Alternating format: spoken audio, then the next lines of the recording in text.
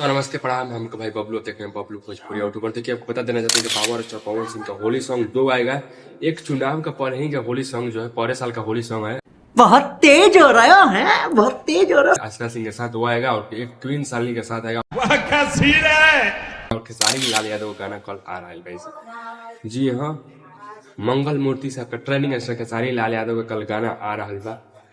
आपका तो टेढ़ा है। अबे साले। जी हाँ, बहुत जबरदस्त है। ऑर्केस्ट्रा में दर्द लिखे आ रहे हैं सर, म्यूजिक दिए और मंगल मूर्ति से कल आ रहा है। इसका टीजर आज आ रहा है।